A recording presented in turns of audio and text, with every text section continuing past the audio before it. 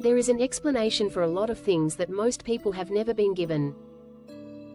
Why you can be doing completely fine and then one small thing, a tone of voice, a look, a particular quality of silence, sends you somewhere you did not choose to go. Why some days you are sharp and present and able to handle everything and other days the exact same challenges feel catastrophically unmanageable. Why you can know, with complete intellectual clarity, that a situation is safe, and your body refuses to believe it. Why you can want to connect with someone you love and find, in the moment, that the capacity for connection has simply gone offline. Why you can be so exhausted that you cannot sleep. Why you can be so overwhelmed that you go completely numb. The explanation is not that you are weak, or unstable, or failing to manage yourself appropriately. The explanation is your nervous system. And more specifically, the state your nervous system is in at any given moment, which determines, with remarkable precision, what is available to you emotionally, cognitively, and relationally in that moment. Nervous system regulation is one of the most important concepts in contemporary psychology and neuroscience. And it is also one of the most frequently discussed and least precisely understood. Today we are going all the way in, the actual science, the actual states, what dysregulation actually looks like, why some nervous systems are harder to regulate than others, and the specific tools that the research supports as genuinely effective. The nervous system regulation cheat sheet covering all of this is linked in the description. Let's build the foundation. Section 1. What the autonomic nervous system actually is.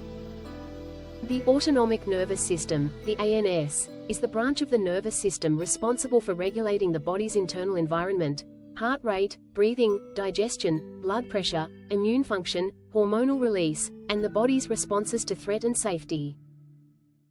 The word autonomic means self-governing. It operates largely below the level of conscious awareness and control, running its regulatory functions continuously and automatically without requiring deliberate direction from the thinking brain. The ANS has two primary branches that are classically described as working in opposition: the sympathetic nervous system, which mobilizes the body for action, accelerating heart rate, deepening breathing, directing blood to the muscles, releasing adrenaline and cortisol, and the parasympathetic nervous system, which promotes rest, digestion, repair, and restoration. The simplified model is sympathetic equals gas pedal, parasympathetic equals brake. And while this model captures something real, it is incomplete in ways that matter significantly for understanding human emotional and behavioral experience. The framework that fills those gaps is polyvagal theory. Before polyvagal theory, the autonomic nervous system was understood as a two-state system: activation or rest. What Stephen Porges' research revealed is that the parasympathetic system itself is not uniform. It has two distinct subsystems, each mediated by different pathways of the vagus nerve, each producing distinctly different physiological and behavioral states, each evolved at different points in our phylogenetic history. This three-state model is what makes polyvagal theory so clinically powerful, because it maps onto the full range of human experience, including the states that the two-state model could not adequately explain. The vagus nerve, the longest cranial nerve in the body, running from the brainstem to the gut with branches to the heart, lungs, and virtually every major organ, is the primary channel of parasympathetic regulation. Its name comes from the Latin for wandering, and its wandering reach throughout the viscera is exactly what makes it the primary pathway through which the nervous system communicates between body and brain. When people talk about gut feelings, about the chest tightening with anxiety, about the heart dropping with dread, they are describing vagal signaling. The body is not metaphorically communicating with the brain. It is literally doing so, through this ancient, remarkable nerve. Section 2. Polyvagal theory, the three-state model. Stephen Porges developed polyvagal theory over decades of research into the autonomic nervous system's role in social behavior, trauma, and psychological well-being. Its central contribution to clinical psychology is a three-state model of nervous system function that provides a precise, neurobiologically grounded map of the states that determine human experience. The first and most evolutionarily recent state is the ventral vagal state, what Porges calls the social engagement system. When the nervous system is in ventral vagal, it has determined, through its continuous, unconscious scanning of the environment for cues of safety and danger, a process Porges calls neuroception, that the environment is safe. The heart rate is regulated, the breath is easy, the facial muscles are relaxed and expressive, the middle ear is tuned to the frequency of human voices, and the person is available for connection, communication, clear thinking, and flexible response. This is the state in which the full range of human capacity is most accessible. It is also the state that trauma and chronic stress most reliably erode. The second state is sympathetic activation, the mobilization state. The neuroception system has detected threat, and the nervous system has responded by mobilizing resources for fight or flight. Heart rate up, breathing accelerated, digestion suspended, muscles tensed, attention narrowed to the threat. Adrenaline and cortisol are released. The prefrontal cortex, the seat of nuanced thinking, perspective taking, and executive function, is partially taken offline in favor of the faster, more automatic survival-oriented processing of the subcortical structures. This state is designed for physical threat response. In a world that generates primarily psychological and social threats, it is chronically activated in ways that produce anxiety, reactivity, irritability, and the inability to think clearly under pressure. The third state, and the one least recognized in clinical training until recently, is the dorsal vagal state. This is the most evolutionarily ancient pathway, and it represents the nervous system's response to a threat that is perceived as inescapable. When fight and flight are not available or have failed, the dorsal vagal system produces immobilization, a profound slowing of metabolic function, heart rate, and breathing, a collapse of muscle tone, and a disconnection from the environment that is experienced as numbness, dissociation, emptiness, exhaustion, and the inability to act. This is not the parasympathetic rest and restoration state. It is the nervous system's emergency shutdown, the freeze response, the playing dead that mammals deploy when they have determined that active defense is no longer possible. The clinical significance of distinguishing these three states cannot be overstated. The person in dorsal vagal shutdown is not the same as the person in ventral vagal rest, even though both may appear calm from the outside, and even though both involve parasympathetic dominance. They are in opposite ends of the physiological spectrum. The interventions that help someone upregulate from dorsal shutdown are different from the interventions that help someone downregulate from sympathetic activation, and treating shutdown as if it were rest, or treating activation as if it were simply dysregulation requiring calm, produces approaches that miss the actual state the person is in. Porges also introduced the concept of neuroception to describe the nervous system's continuous, pre-conscious scanning of the internal and external environment for cues of safety and danger.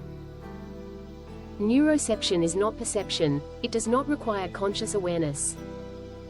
It is faster than thought, operating through subcortical pathways that evaluate the safety of the environment before the thinking brain has had a chance to weigh in.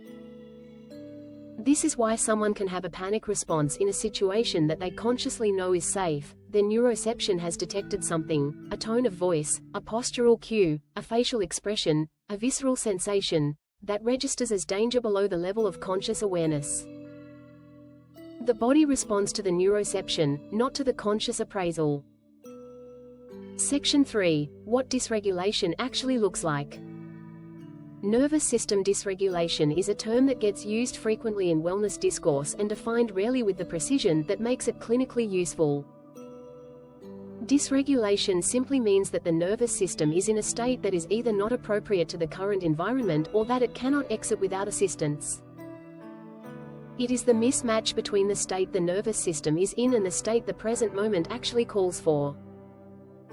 Sympathetic dysregulation, the activated, mobilized state persisting when active threat is not present, looks like anxiety, hypervigilance, restlessness, difficulty concentrating, irritability, reactive anger, difficulty sleeping, the persistent sense that something is wrong or about to go wrong, and a physical tension that doesn't fully release even in moments of objective safety.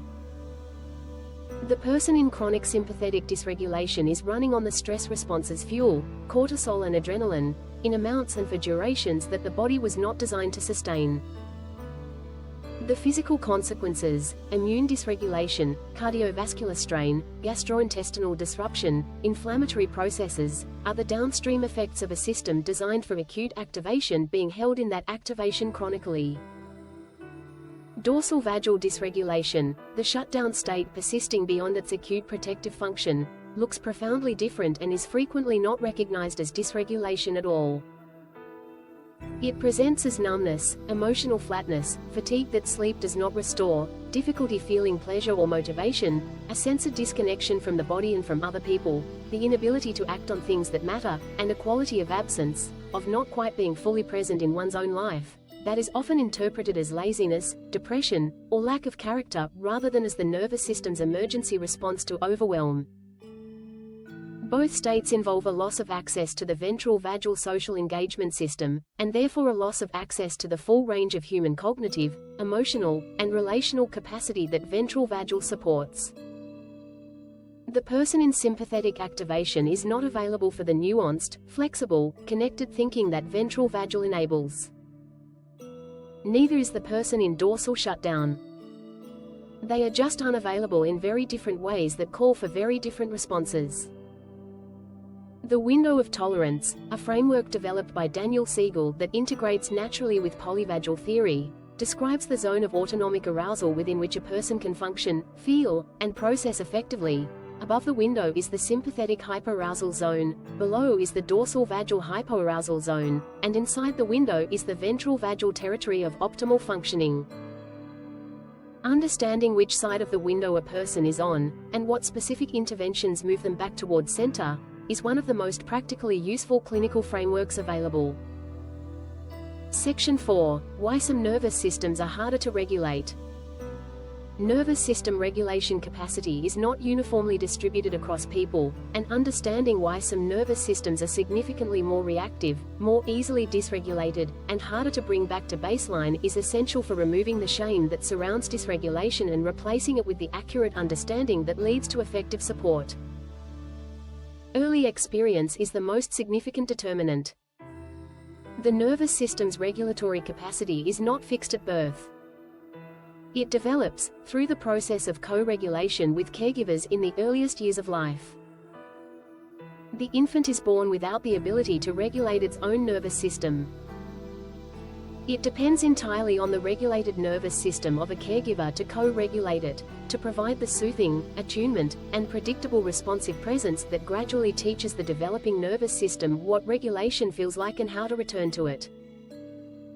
When early caregiving is consistently warm, attuned, and regulating, the child's nervous system develops a broad window of tolerance and robust return to baseline capacity.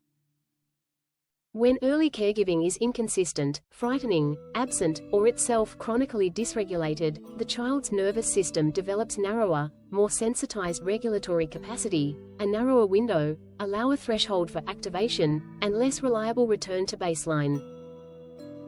Trauma at any point in the lifespan can narrow the window of tolerance and sensitize the neuroception system to detect threat and cues that would not register as dangerous to a less sensitized nervous system. The nervous system that has been through chronic trauma is one that has learned, with perfect accuracy, that the world is unpredictable and that threat can come from anywhere, and it maintains the hypervigilance appropriate to that learning even when the traumatic environment is no longer present. This is not irrationality. It is the nervous system being exactly as accurate as it was trained to be. Genetics and neurobiology also contribute. Some people are constitutionally more sensitive, their neuroception systems are more finely tuned, their threat detection thresholds lower, their physiological responses to stimulation more intense.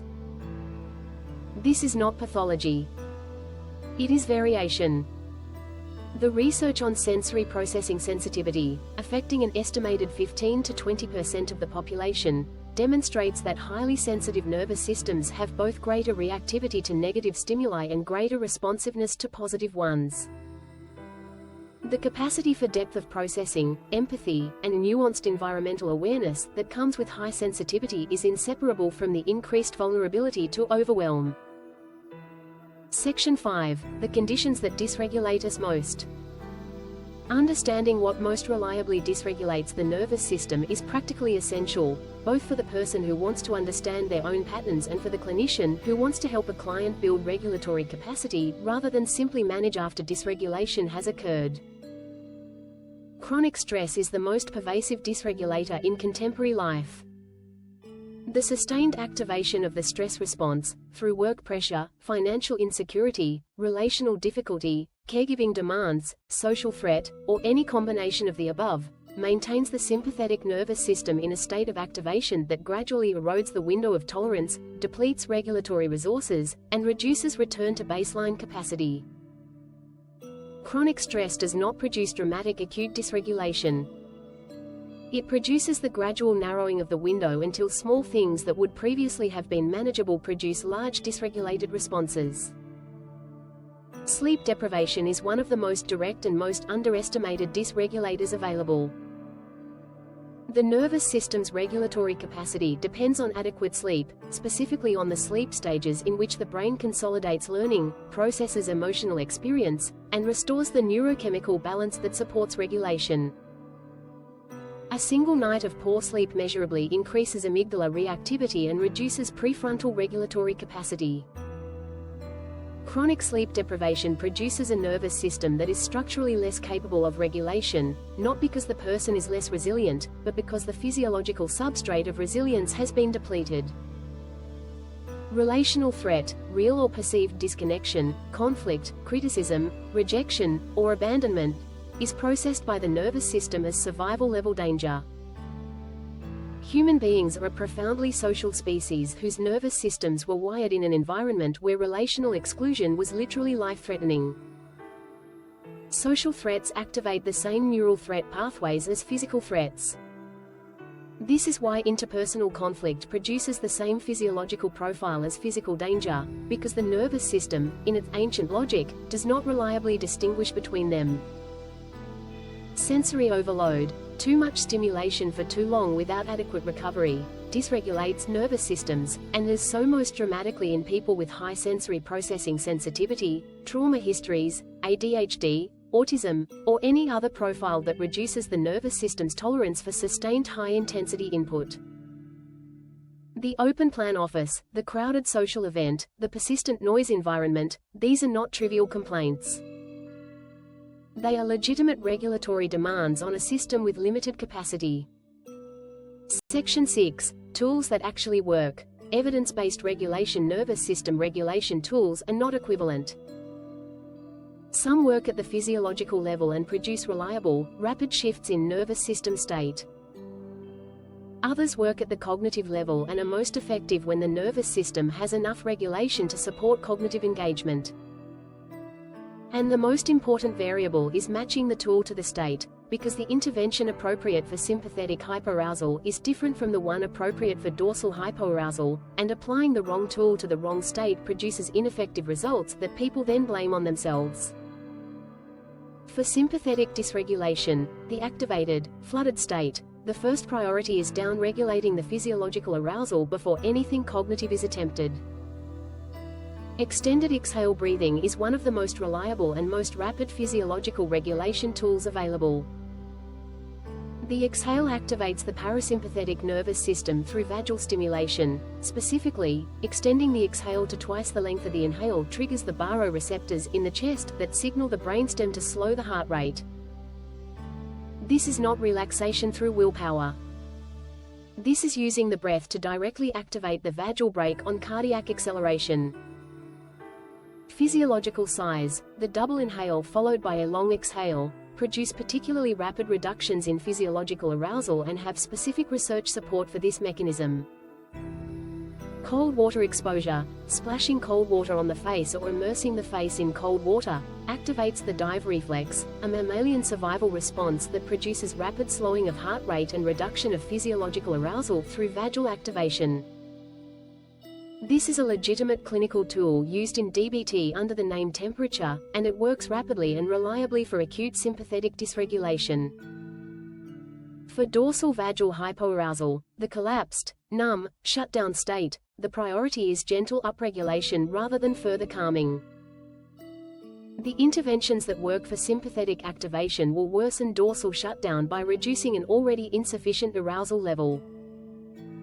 What helps here is gentle physical activation, slow rhythmic movement, mild exercise, sensation, holding something warm, noticing texture, gentle self-touch or rocking, and social engagement. The ventral vagal social engagement system is the most direct pathway out of dorsal shutdown, and the presence of a calm, attuned other person, the experience of co-regulation, is often the most effective upregulation tool available. This is the neurobiological basis of why human presence, not advice, not solutions, just regulated, attuned presence, is so powerful in crisis support. Co-regulation deserves particular emphasis because it is the most powerful and least discussed regulation tool in the entire framework. The nervous system is a social organ. It was designed to regulate in relationship, to synchronize with and be stabilized by the regulated nervous systems of safe others. This is not weakness or dependency. It is the most fundamental feature of human neurobiology. The reason that being with someone who is genuinely calm and attuned makes us feel safer, even when nothing about the situation has changed, is that our neuroception system is detecting the safety cues in the other person's physiology, voice, facial expression, and posture, and using them to update its own state assessment. The therapeutic relationship is not merely the context for regulation work. It is a primary regulation tool. Movement, particularly rhythmic, bilateral movement like walking, swimming, drumming, or dancing, has robust evidence for nervous system regulation through multiple pathways, metabolizing stress hormones, activating the vagus nerve, promoting neurogenesis, and providing the bilateral sensory stimulation that facilitates integration of dysregulated states. This is not merely the exercise is good for you message. It is a specific neurobiological mechanism for returning the nervous system toward regulated states. And the longer-term practices, consistent sleep, adequate nutrition, reduced chronic stress load, deliberate time in ventral vagal states through safe relationships, nature exposure, creativity, play, and spiritual practice, are the conditions under which the window of tolerance gradually widens. Regulation is not just an acute intervention. It is a lifestyle oriented toward the conditions that allow the nervous system to remain available for the full range of human experience. The nervous system regulation cheat sheet in the description covers the 3 states, the signs of dysregulation, and the tools organized by which state they are most suited for, in one clean, practical reference for personal use and clinical work. Your nervous system is not your enemy. It is not overreacting. It is not broken. It is doing, with extraordinary precision, exactly what it learned to do in the environments it has lived through, scanning for threat, mobilizing for danger, shutting down when danger feels inescapable, and returning to connection when safety is genuinely present. The work of nervous system regulation is not the work of forcing the system into a state it cannot access. It is the work of understanding which state you are in, what that state needs, and building, over time, with the right tools and the right relationships, a nervous system that has a wider window, faster return to baseline, and more reliable access to the ventral vagal state where the full richness of human experience is available. That work is real. It takes time. It requires repetition and support and a genuine understanding of the neurobiology you are working with rather than against. And it is available to you, at any age, regardless of history, because the nervous system is plastic and because regulation, like dysregulation, is learned through repeated experience. The cheat sheet is in the description. Share this video with someone who has been told to just calm down without ever being given the tools that actually produce that outcome. And I will see you in the next one.